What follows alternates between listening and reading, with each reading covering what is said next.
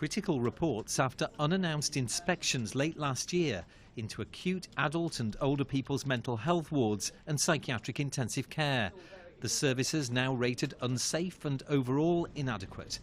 At the Sherwood Oaks complex in Mansfield and Highbury Hospital, an unspecified number of staff had assaulted patients, and at the Highbury facility in Bulwell there were occasions where workers had falsified patient records. A Nottingham MP says it's troubling. I think, like the rest of the community, I was concerned to read what was in the report. These are very important facilities that care for some of the most vulnerable people in our city and beyond. And, to read some of those things, as I say, were deeply concerning.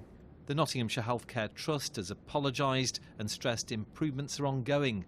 Earlier this year, it emerged more than 30 staff across the organisation had been suspended.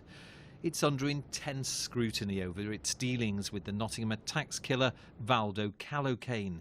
Last June, he fatally stabbed the school caretaker Ian Coates and students Barnaby Webber and Grace O'Malley Kumar. Grace's father has wider questions about the state of Nottingham's mental health services.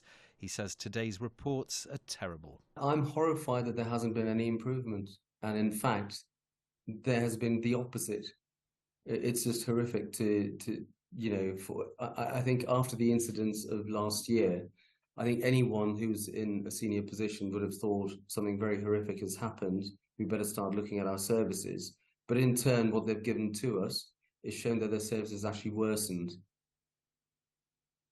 And that's horrifying. The bereaved families are now awaiting the findings of 2 investigations into Nottinghamshire's mental health services following the attacks. He knew exactly what he was doing. He knew entirely that it was wrong, but he did it anyway. This has been a